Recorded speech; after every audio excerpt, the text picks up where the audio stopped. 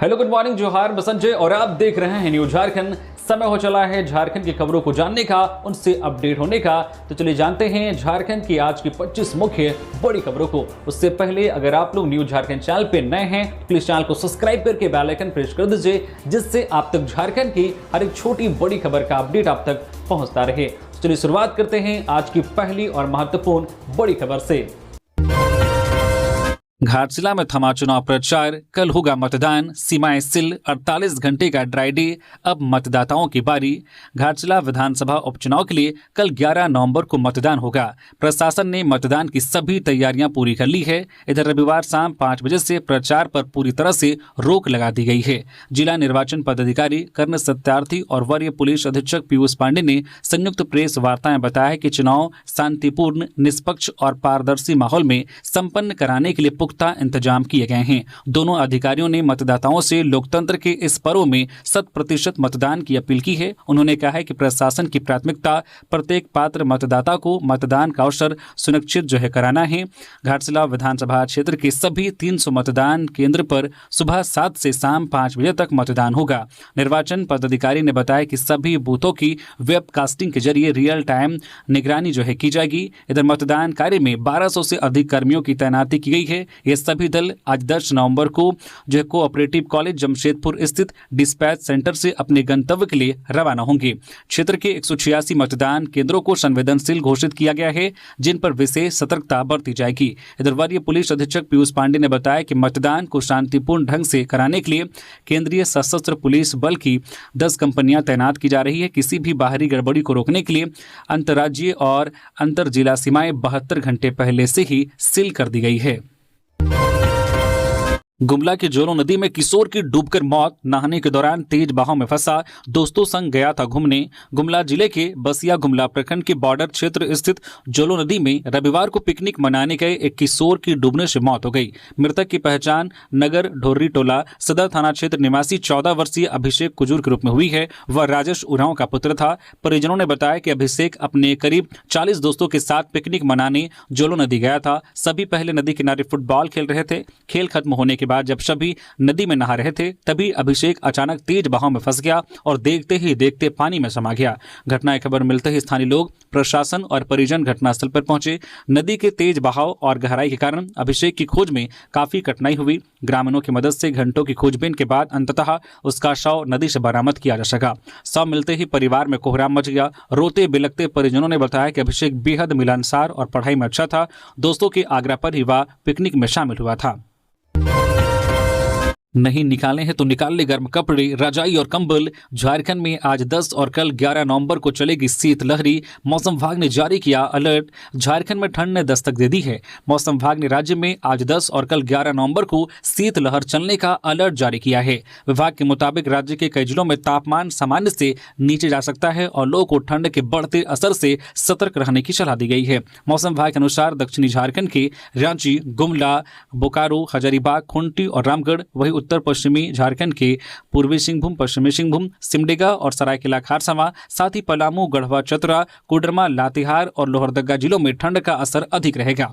वहीं उत्तर पूर्वी झारखंड के देवघर, धनबाद, दुमका, गिरिडीह, गोड्डा, जामताड़ा, पाकुड़ और साहिबगंज जिलों में भी शीतलहर के प्रभाव महसूस किए जाने की संभावना है। विशेष रूप से पलामू, गढ़वा, चतरा, गुमला, लातेहार और लोहरदगा जिलों में कहीं कहीं शीतलहर की स्थिति बनने की चेतावनी दी गई है। इस दौरान लोगों को सावधान और सतर्क रहने की सलाह दी गई है। सैकड़ों महिलाओं और पुरुषों ने झामुमो छोड़ा, भाजपा में हुए शामिल, चंपई सोरेन ने किया स्वागत। घाटशिला उपचुनाव से पहले झारखंड मुक्ति मोर्चा झामुमो को झटका लगा है। रविवार को झामुमो महिला मोर्चा की नगर अध्यक्ष लिली भगत के नेतृत्व में सैकड़ों महिलाओं और पुरुषों ने पार्टी छोड़कर भाजपा का दामन थाम लिया।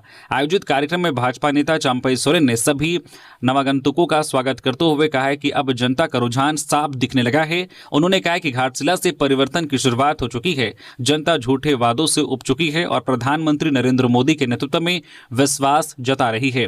कार्यक्रम के दौरान भाजपा कार्यकर्ताओं ने नए सदस्यों का फूल माला पहनाकर स्वागत किया। चंपई सोरेन ने कहा कि यह सिर्फ पार्टी परिवर्तन नहीं बल्कि विचारधारा का बदलाव है। उन्होंने कहा कि भाजपा विकास और पारदर्शिता की राजनीति करती है, जबकि झामुमो ने जनता को केवल निराश किया है। सूत्रों के अनुसार जिन लोगों ने झामुमो छोड़ा उनमें घाटशिला और आसपास के ग्रामीण इलाकों से आई महिलाएं और युवाओं की संख्या काफी अधिक थी। सभी ने कहा है कि वे अब भाजपा के विकास एजेंडा से जुड़ना चाहते हैं। भाजपा नेताओं ने उम्मीद जताई है कि आने वाले उपचुनाव में यह समर्थन पार्टी को निर्णायक बढ़त दिलाने में मदद करेगा।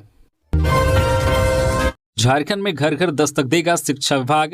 15 नवंबर से शुरू होगा हाउस होल्ड सर्वे। झारखंड सरकार शिक्षा व्यवस्था को और मजबूत बनाने के लिए 15 नवंबर राज्य स्थापना दिवस के दिन से एक बड़ा अभियान शुरू करने जा रही है। राज्य भर में शिक्षा विभाग के कर्मचारी और शिक्षक घर घर पहुंचकर बच्चों की पढ़ाई की स्थिति का सर्वेक्षण करेंगे। इस हाउस होल्ड सर्वे का उद्देश्य ऐसे बच्चों की पहचान करना है जो किसी कारणवश स्कूल नहीं जा रहे हैं या बीच में पढ़ाई छोड़ चुके हैं। सर्वे की प्रक्रिया 10 जनवरी 2026 तक चलेगी। इस दौरान हर जिले में स्कूलवार डेटा तैयार किया जाएगा ताकि आगामी सत्र में किसी भी बच्चे को स्कूल से बाहर ना रहना पड़े। शिक्षा विभाग ने इसके लिए एक मोबाइल ऐप तैयार किया है जिसके जरिए शिक्षक फील्ड से तुरंत जानकारी अपलोड करेंगे। शिक्षकों को तय क्षेत्रों में जाकर प्रत्येक घर की स्थिति दर्ज करनी होगी। इसके साथ ही स्थानीय पंचायतों, स्वयंसेवी संस्थानों और स्कूल प्रबंधन समितियों को भी इस प्रक्रिया में जोड़ा जा रहा है। विभाग का लक्ष्य है कि सर्वे से मिले आंकड़ों के आधार पर बच्चों का दोबारा नामांकन तुरंत शुरू किया जा सके। पिछले साल हुए सर्वे में झारखंड में करीब 59,000 बच्चे स्कूल से बाहर पाए गए थे। इस बार शिक्षा विभाग ने लक्ष्य रखा है कि किसी भी गांव या वार्ड में एक भी बच्चा ड्रॉप आउट की श्रेणी में ना रहे। घाटशिला उपचुनाव में भाजपा प्रत्याशी की जीत निश्चित, हम सिर्फ मार्जिन बढ़ाने आए हैं, ढुल्लू महतो। घाटशिला विधानसभा उपचुनाव में भाजपा और जेएमएम प्रत्याशी के बीच कड़ा मुकाबला है। भाजपा का कहना है कि वर्तमान सरकार ने क्षेत्र का विकास नहीं किया, वहीं जेएमएम ने पलटवार करते हुए कहा कि भाजपा सिर्फ जाति और धर्म के नाम पर जनता को गुमराह कर रही है। वर्तमान सरकार में महिलाएं स्वावलंबी हुई हैं और राज्य में सड़कों का जाल बिछा है। जमशेदपुर लोकसभा अंतर्गत घाटशिला विधानसभा का उपचुनाव रोचक हो गया है। चुनावी मैदान में भाजपा प्रत्याशी बाबूलाल सोरेन और जेएमएम प्रत्याशी सोमेश सोरेन आमने सामने हैं। एक तरफ पूर्व मुख्यमंत्री चंपई सोरेन के पुत्र तो दूसरी तरफ दिवंगत रामदास सोरेन के पुत्र प्रत्याशी हैं। भाजपा खेमे में झारखंड के 5 पूर्व मुख्यमंत्री प्रचार प्रसार कर रहे हैं। वहीं जेएमएम खेमे में राज्य के मुख्यमंत्री हेमंत सोरेन, विधायक कल्पना सोरेन समेत सभी मंत्री और विधायक जेएमएम प्रत्याशी की जीत सुनिश्चित करने में लगे हैं। इधर भाजपा नेता शाह धनबाद के सांसद ढुल्लू महतो घाटशिला विधानसभा क्षेत्र की जनता के बीच जा रहे हैं। सांसद ढुल्लू महतो ने कहा कि भाजपा प्रत्याशी की जीत निश्चित है, हम लोग सिर्फ जीत का मार्जिन बढ़ाने आए हैं। उन्होंने कहा है कि इस सरकार के कार्यकाल को जनता देख चुकी है। राज्य में कई बड़े बड़े हादसे हुए हैं जिसमें आदिवासियों के साथ सबसे ज्यादा हादसा हुआ है, जिससे कभी भुलाया नहीं जा सकता। घाटशिला उपचुनाव प्रचार के आखिरी दिन हेमंत सरकार पर जमकर बरसे चंपई सोरेन। घाटशिला उपचुनाव प्रचार के आखिरी दिन रविवार को पूर्व मुख्यमंत्री चंपई सोरेन ने राज्य की हेमंत सरकार पर जमकर निशाना साधा। उन्होंने कहा है कि झारखंडियों के लिए पूर्व प्रधानमंत्री स्वर्गीय अटल बिहारी वाजपेयी ने अलग झारखंड राज्य बनाया था, पर आज झारखंड में बांग्लादेशी घुसपैठ भर गया है। उन्होंने कहा कि झारखंड राज्य में आदिवासी बहुल इलाकों में आदिवासियों का पलायन हो रहा है और वहां बांग्लादेशी घुसपैठियों का कब्जा हो रहा है और झारखंड सरकार चुप बैठी है। उन्होंने कहा कि उल्टे झारखंड के आदिवासी मूलवासी की जमीनों को जबरन सरकार छीन रही है। उन्होंने कहा है कि आदिवासियों को अगर सम्मान किसी पार्टी ने दिया है तो वह भाजपा है। उन्होंने कहा है कि झारखंडियों के दर्द को पीएम नरेंद्र मोदी ने समझा और ओलचिकी लिपि को 8वीं अनुसूची में शामिल किया। मुख्यमंत्री हेमंत सोरेन के द्वारा भाजपा के प्रत्याशी बाबूलाल सोरेन और पूर्व मुख्यमंत्री को बैल शब्द से संबोधित करने पर उन्होंने कहा है कि गुरुजी शिबू सोरेन के साथ उन्होंने खुद झारखंड की जमीन के लिए अपनी पूरी जमीन दे दी और झामुमो को खड़ा किया। उन्होंने कहा कि मुख्यमंत्री को इस तरह शब्द कहना शोभा नहीं देता। उन्होंने कहा कि वे खुद जब मुख्यमंत्री थे तब उन्होंने मैया सम्मान योजना और 200 यूनिट बिजली बिल माफ जैसी कई योजनाएं शुरू की थी और आज इसी का ढोल आज राज्य सरकार पीट रही है। कोडरमा के तिलैया बस्ती से साइबर ठग गिरफ्तार, कॉल गर्ल सर्विस के नाम पर करता था ऑनलाइन ठगी। कोडरमा पुलिस ने एक बार फिर साइबर अपराध पर बड़ी कार्रवाई की है। पुलिस अधीक्षक अनुदीप सिंह को मिली गुप्त सूचना के आधार पर तिलैया थाना क्षेत्र के तिलैया बस्ती वार्ड नंबर 2 में छापेमारी कर एक साइबर अपराधी प्रकाश कुमार को गिरफ्तार किया गया है। पुलिस को जानकारी मिली थी कि आरोपी अपने मोबाइल से गूगल ब्राउज में स्कॉट सर्विस वेबसाइट पर मोबाइल नंबर डालकर लोगों से संपर्क करता था और कॉल गर्ल उपलब्ध कराने के नाम पर ऑनलाइन ठगी करता था। सूचना के बाद पुलिस अधीक्षक ने एसडीपीओ अनिल कुमार सिंह के नेतृत्व में एक विशेष टीम का गठन किया गया। टीम ने तत्परता से कार्रवाई करते हुए आरोपी के घर पर छापेमारी की और उसे गिरफ्तार कर लिया। साइबर अपराधी के पास से 6 mobile, 13 SIM card, 2 ATM, 2 chequebook, 4 bank passbook और ठगी से जुड़े स्क्रीनशॉट बरामद किए गए हैं। अंतर्राष्ट्रीय दिव्यांग क्रिकेट टूर्नामेंट, झारखंड के 3 खिलाड़ी श्रीलंका में करेंगे भारत का प्रतिनिधित्व। झारखंड के खेल इतिहास में एक नया अध्याय जुड़ने जा रहा है। झारखंड राज्य के 3 दिव्यांग क्रिकेटर पहली बार अंतर्राष्ट्रीय स्तर पर भारत का प्रतिनिधित्व करने जा रहे हैं। यह खिलाड़ी श्रीलंका की राजधानी कोलंबो में आयोजित होने वाले अंतर्राष्ट्रीय दिव्यांग क्रिकेट महासंग्राम में हिस्सा लेंगे, जो 13 नवंबर से 17 नवंबर 2025 तक आयोजित किया जाएगा। इन खिलाड़ियों में रामगढ़ के अतहर अली, बोकारो के महावीर मोदी और साहिबगंज के नाजिर शामिल हैं। तीनों खिलाड़ी झारखंड राज्य दिव्यांग क्रिकेट टीम के नियमित सदस्य रहे हैं और अपने प्रदर्शन के दम पर राष्ट्रीय चयनकर्ताओं का ध्यान आकर्षित किया है। अब ये खिलाड़ी भारत टीम का हिस्सा बनकर श्रीलंका की धरती पर तिरंगा लहराने को तैयार हैं। हजारीबाग में नशाखोरी के खिलाफ बड़ी कार्रवाई, 42,50,000 रुपए की अफीम के साथ 4 गिरफ्तार। हजारीबाग जिले के मुफस्सिल थाना क्षेत्र में पुलिस ने नशाखोरी के खिलाफ बड़ी कार्रवाई करते हुए लगभग 42,50,000 रुपए मूल्य की अफीम बरामद की है। इस दौरान पुलिस ने 4 अफीम तस्करों को गिरफ्तार किया है। घटना 8 नवंबर 2025 की रात लगभग 11:45 की है, जब पुलिस अधीक्षक हजारीबाग को गुप्त सूचना मिली कि मुकुंदगंज स्थित NH-33 पर कत्था फैक्ट्री के पास टोयोटा शोरूम के सामने कुछ लोग अफीम की खरीद बिक्री करने वाले हैं। सूचना मिलते ही अपर पुलिस अधीक्षक अमित कुमार के नेतृत्व में एक छापेमारी दल का गठन किया गया। टीम तत्काल बताए गए स्थान पर पहुंची, जहां 4 व्यक्ति आपस में बातचीत कर रहे थे। पुलिस को देखते हुए भागने लगे, लेकिन छापेमारी टीम ने उन्हें दौड़ाकर पकड़ लिया। तलाशी के दौरान चारों के पास से एक बैग मिला, जिसमें कुल 8.2 किलोग्राम अवैध अफीम बरामद हुई। साथ ही 4 मोबाइल फोन और 4 बैग भी जब्त किए गए हैं। गिरफ्तार तस्करों की पहचान सचिन कुमार, राकेश कुमार मेहता, ननकू ठाकुर और अनिल दोंगी के रूप में हुई है। पूछताछ में उन्होंने बताया कि वे सभी चतरा जिले से अफीम लेकर आए थे और उसे हरियाणा में बेचने की योजना थी। गिरिडीह पुलिस ने 2 साइबर अपराधियों को किया गिरफ्तार, कई मोबाइल और सिम कार्ड बरामद।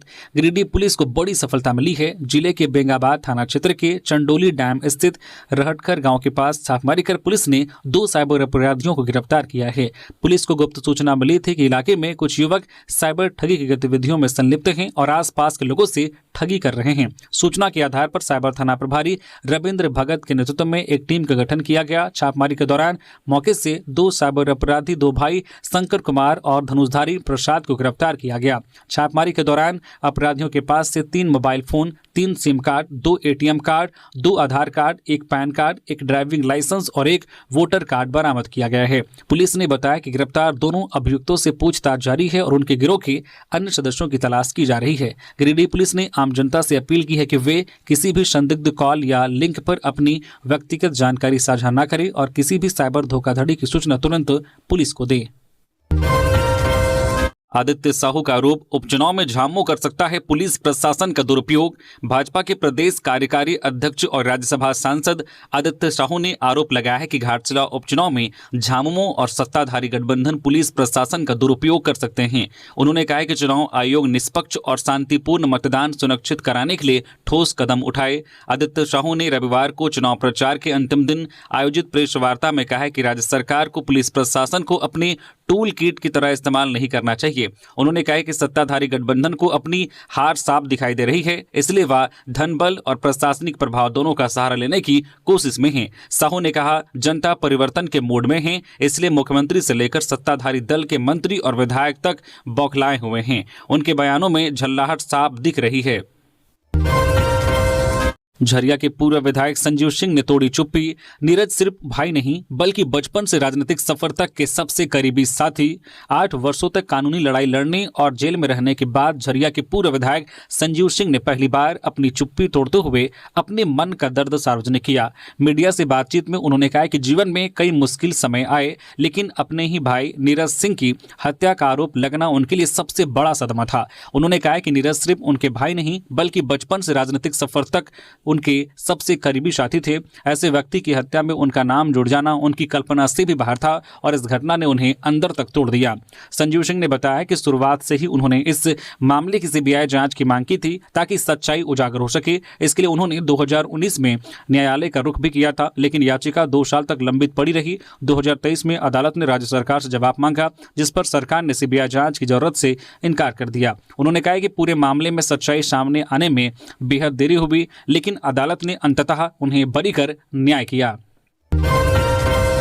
बिरनी के कई गांव में 32 हाथियों का उत्पात, किसानों की फसल बर्बाद।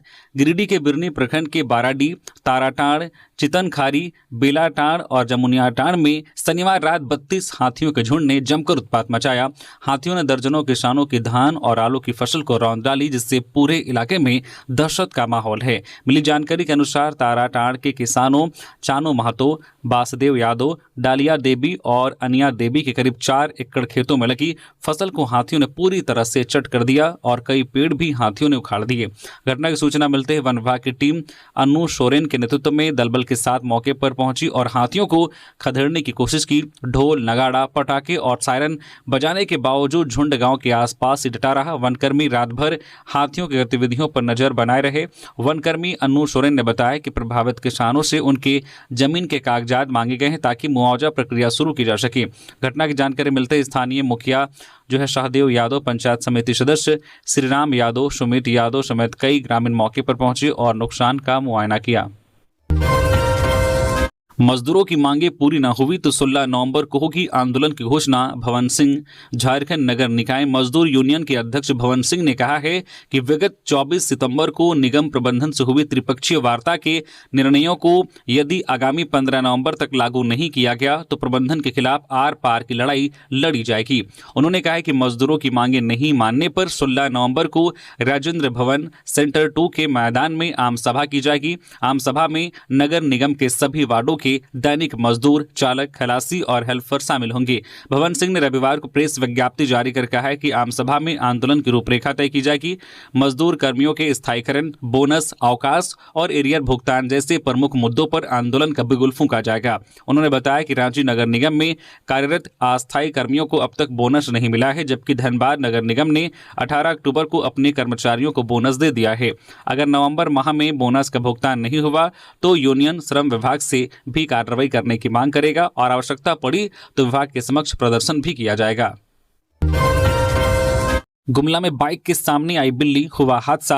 हेलमेट नहीं पहनने से सिर में लगी गंभीर चोट। चैनपुर से गुमला आने के दौरान एक्सीडेंट। गुमला जिले के रायडी थाना क्षेत्र के पोगरा गांव के पास रविवार को एक दर्दनाक सड़क हादसा हुआ, जिसमें 24 वर्षीय युवक जो है असीत टोप्पो की मौके पर ही मौत हो गई। हादसा उस समय हुआ जब अचानक एक बिल्ली सड़क पर आ गई। बाइक सवार उसे बचाने के प्रयास में अनियंत्रित होकर सड़क पर गिर पड़ा। गिरने के बाद उसका सिर गंभीर रूप से घायल हो गया, जिससे उसकी घटनास्थल पर ही मौत हो गई।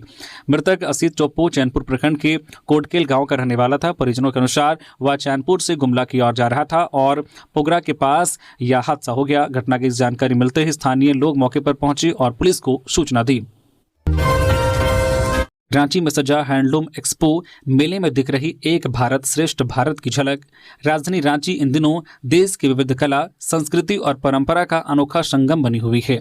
हरमू मैदान में आयोजित राष्ट्रीय हस्तशिल्प एक्सपो में देश के कोने कोने से आए लोग अपनी अनोखी कारीगरी और पारंपरिक उत्पादों से लोगों को आकर्षित कर रहे हैं। इस एक्सपो में तमिलनाडु, तेलंगाना, बिहार, पश्चिम बंगाल, केरल, जम्मू कश्मीर समेत कई राज्यों के 150 से अधिक दुकानदारों ने अपनी अपनी स्टॉल लगाए हैं।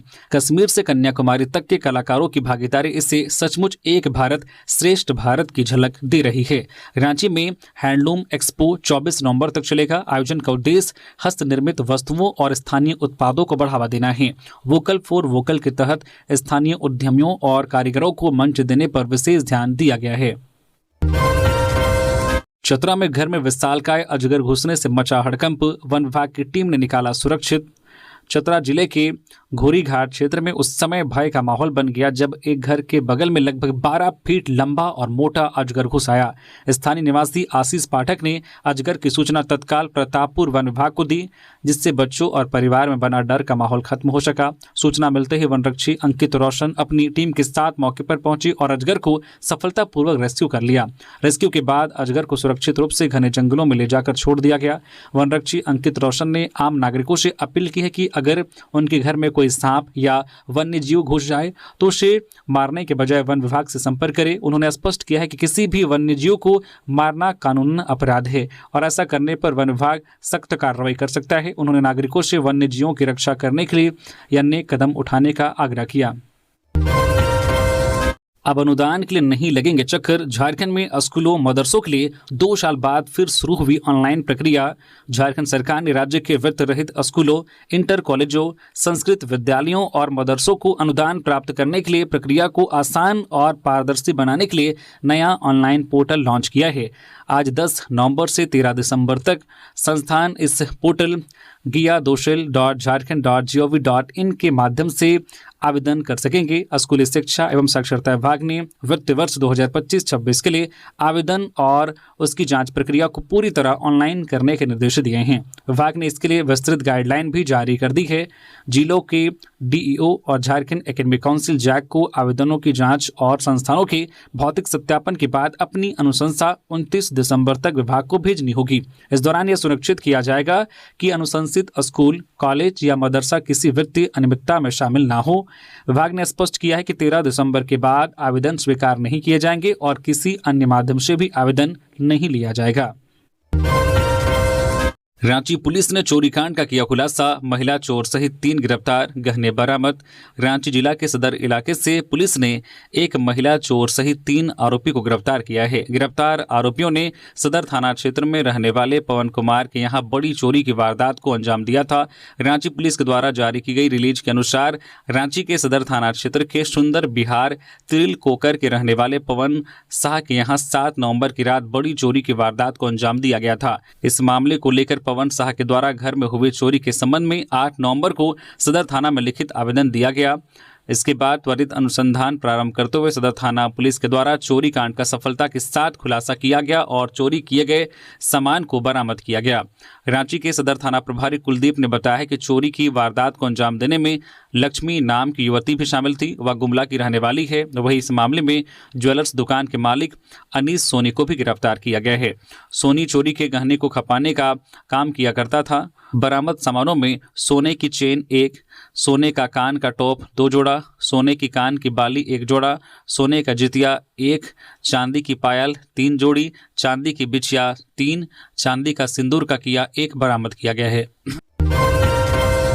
रांची में बंगाली डॉक्टर की गला रेत कर हत्या, 1 आरोपी गिरफ्तार। रांची से हत्या का एक बड़ा मामला सामने आया है, जहां रविवार की सुबह बंगाली डॉक्टर सपन दास की गला काटकर हत्या कर दी गई है। मिली जानकारी के अनुसार सपन दास पश्चिम बंगाल के रहने वाले थे और पिछले 7 सालों से बुड़मू के मतवे गांव में रहकर ग्रामीणों का इलाज कर रहे थे। बताया जा रहा है कि रविवार की सुबह करीब 9 बजे 2 व्यक्ति सपन दास के घर पहुंचे और उन पर हमला कर दिया, जिसमें से एक ने सपन दास को पकड़ा और उसका गला रेत दिया।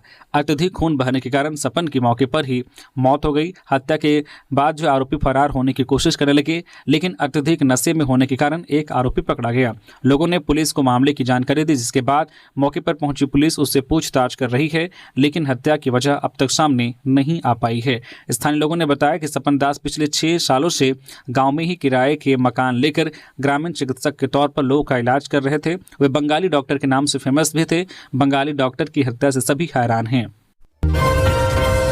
गोड्डा पुलिस की कार्रवाई, 12 किलो गांजे के साथ 2 तस्कर गिरफ्तार। एनडीपीएस एक्ट के तहत मामला दर्ज। 8 नवंबर की रात्रि में गोड्डा पुलिस को अवैध गांजे की तस्करी के संबंध में एक महत्वपूर्ण सूचना प्राप्त हुई। सूचना के अनुसार गोड्डा टाउन से होते हुए पंजवारा बिहार की ओर एक मोटरसाइकिल पर 2 व्यक्ति अवैध गांजा ले जा रहे थे। इस सूचना को वरीय पदाधिकारियों के संज्ञान में लाते हुए तत्काल सत्यापन और आवश्यक कार्रवाई हेतु रात्रि गश्त दल को गोड्डा भागलपुर मुख्य मार्ग स्थित खटनाई चेक पोस्ट पर सघन चेकिंग करने का निर्देश दिया गया। खटनाई चेक पोस्ट पर वाहन जांच शुरू की गई। जांच के दौरान पुलिस पार्टी को देखकर एक बजाज पल्सर मोटरसाइकिल पर सवार 2 व्यक्तियों ने अचानक वापस मुड़कर गोड्डा की ओर भागना शुरू कर दिया। पुलिस दल ने बिना देर किए मोटरसाइकिल का पीछा किया और आखिरकार गोखा पुल के पास डुमरिया में उन्हें घेर कर रोक लिया। पुलिस ने त्वरित कार्रवाई करते हुए दोनों अभियुक्तों, जिनकी पहचान श्याम लाल सोरेन और सुमन मांझी के रूप में हुई है, को सशस्त्र बल की सहायता से गिरफ्तार कर लिया। तलाशी के दौरान उक्त मोटरसाइकिल की सीट के ऊपर एक पीले रंग का प्लास्टिक का बोरा मिला। इससे खोलने पर उसके अंदर भूरे रंग के सेलो टेप से पैक किया हुआ अवैध गांजा पाया गया, जिसका कुल वजन 12 किलोग्राम था। पुलिस ने अवैध गांजे के साथ साथ घटना में प्रयुक्त मोटरसाइकिल और एक रेडमी कंपनी का मोबाइल फोन भी विधिवत जब्त सूची बनाकर अपने कब्जे में ले लिया। रन फॉर झारखंड के दौरान रांची में ट्रैफिक बदलाव। 11 नवंबर की सुबह कई रूटों पर वाहनों का परिचालन बंद रहेगा। झारखंड राज्य स्थापना दिवस समारोह 2025 के मद्देनजर 11 नवंबर को सुबह 6:30 बजे से रन फॉर झारखंड कार्यक्रम आयोजित किया जाएगा। यह दौड़ मोरहाबादी स्टेडियम से शुरू होकर सैनिक मार्केट तक जाएगी। इस मौके पर रांची ट्रैफिक पुलिस ने शहरवासियों से सहयोग की अपील करते हुए कुछ मार्गों पर वाहनों के परिचालन पर अस्थायी रोक लगाई है। पुलिस अधीक्षक यातायात रांची के अनुसार 11 नवंबर को सुबह 4:30 बजे से लेकर कार्यक्रम की समाप्ति तक निम्न रूटों पर छोटे बड़े मालवाहक वाहनों, ऑटो, टोटो और 4 पहिया वाहनों का प्रवेश और परिचालन वर्जित रहेगा। रूट की बात करें तो मोरहाबादी स्टेडियम, वरीय पुलिस अधीक्षक आवास, रेडियम चौक, शहीद चौक, फिरायलाल चौक, सर्जना चौक, काली मंदिर, उल हाउस, रतन पीपी, सुजाता चौक। पुलिस ने बताया कि आवश्यकता पड़ने पर अन्य मार्गों को भी अल्प समय के लिए डायवर्ट या स्टॉप किया जा सकता है। आम जनता से अनुरोध किया गया है कि वे ट्रैफिक व्यवस्था में सहयोग करें और वैकल्पिक मार्गों का प्रयोग करें। पहाड़िया समाज के लोगों ने प्रदर्शन के बाद 12 सूत्री मांगों को लेकर बीडीओ को सौंपा ज्ञापन।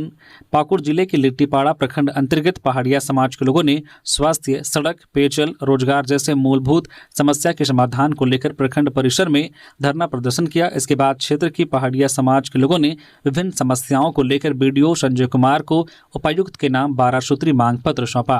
पहाड़ी क्षेत्र के गाँव में ग्रामीण पहाड़िया समाज वर्षों से पेयजल, पक्की सड़क, स्थायी रोजगार और बेहतर स्वास्थ्य सेवाओं जैसी बुनियादी सुविधाओं के लिए जूझ रहे हैं। आज भी सैकड़ों पहाड़िया गांव में आवागमन के लिए सड़कें नहीं हैं और पेयजल की काफी समस्या है। ग्रामीणों ने प्रशासन से इन 2 मुख्य समस्याओं को जल्द से जल्द निदान करने की मांग की है।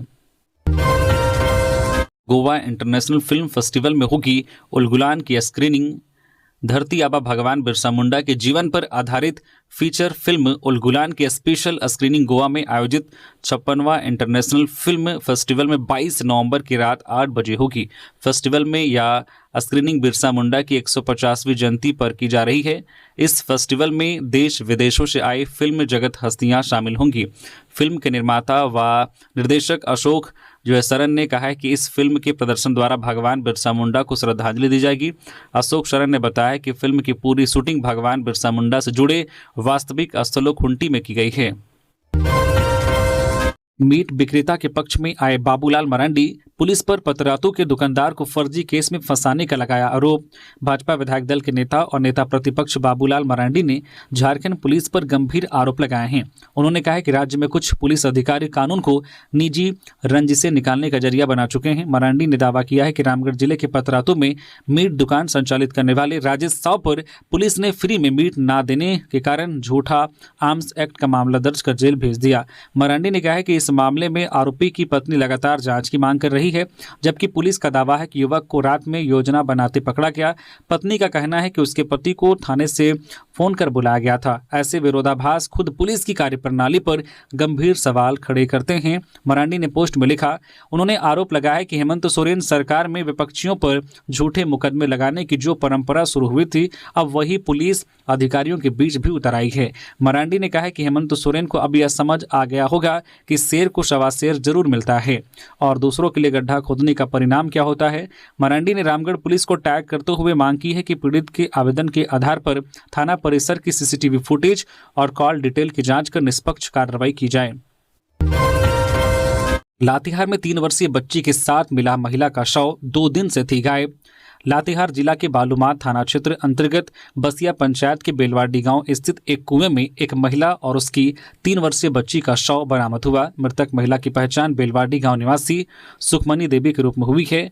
मृतक बच्ची सुखमनी देवी की बेटी थी। इस मामले की जानकारी होने के बाद थाना प्रभारी अमरेंद्र कुमार के नेतृत्व में पुलिस टीम घटनास्थल पर पहुंचकर दोनों शवों को कब्जे में ले लिया है। थाना प्रभारी अमरेंद्र कुमार का कहना है कि पूरे मामले की छानबीन की जा रही है। दरअसल सुखमनी देवी का पति भागीरथ यादव मुकबधिर है। पति पत्नी के बीच अक्सर झगड़े और मारपीट भी होती रहती थी। 2 दिन पूर्व भी पति पत्नी के बीच जमकर झगड़ा हुआ था। इसके बाद सुखमनी देवी अपने 3 वर्षीय बच्ची को लेकर घर से निकल गई थी। घर से गायब होने के बाद उनके परिजनों ने काफी खोजबीन की, पर सुखमनी देवी का कुछ पता नहीं चल पाया। इसी बीच रविवार को कुछ लोगों ने गांव से थोड़ी दूर पर स्थित कुएं में शव को देखा। इसके बाद लोगों ने हल्ला मचाया। कुछ लोगों ने इसकी सूचना पुलिस को दे दी। इस संबंध में थाना प्रभारी अरविंद्र कुमार ने बताया है कि मामले की जानकारी होने के बाद पुलिस ने दोनों शवों को कब्जे में लेकर पोस्टमार्टम के लिए अस्पताल भेज दी है। उन्होंने कहा है कि पुलिस हर पहलू को ध्यान में रखकर मामले की छानबीन आरंभ कर दी है। पूरे मामले की छानबीन के बाद ही स्पष्ट हो पाएगा कि मामला क्या है। रात के अंधेरे में हो रहा सड़क निर्माण, ग्रामीणों ने जताया विरोध, जांच की मांग। डुमरी में पथ निर्माण विभाग की ओर से 4,81,95,000 की लागत से सड़क मरम्मती का कार्य किया जा रहा है। जहां संवेदक के द्वारा रात के अंधेरे में सड़क मरम्मती का कार्य किया जा रहा है, जिसको लेकर ग्रामीणों ने विरोध जताया और सड़क निर्माण कार्य को रोक दिया है।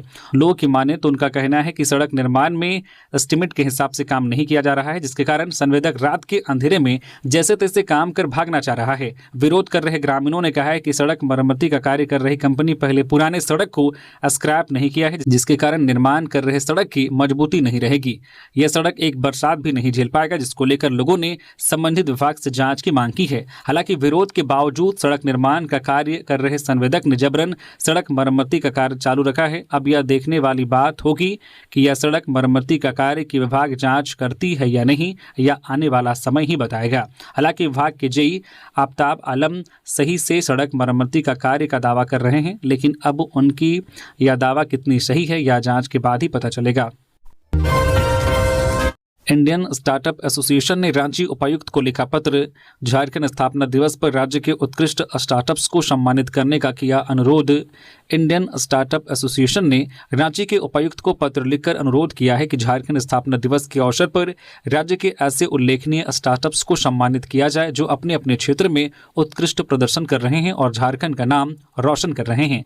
पत्र में राष्ट्रीय अध्यक्ष रथिन भद्र ने बताया है कि झारखंड राज्य कई नवाचारपूर्ण और संभावनाओं से भरे स्टार्टअप्स का घर रहा है, जो राज्य की आर्थिक और सामाजिक प्रगति में महत्वपूर्ण योगदान दे रहे हैं। एसोसिएशन ने कहा है कि इन स्टार्टअप्स के योगदान को सम्मानित करना न केवल उनके प्रयासों की सराहना होगी, बल्कि यह राज्य के अन्य युवा उद्यमियों को भी प्रेरित करेगा। बोकारो सेक्टर 12A इस्पात विद्यालय में मिला 100 रात्रि गश्ती करने वाले बहादुर की है बॉडी, मॉर्निंग वॉक करने वालों ने पुलिस बुलाया।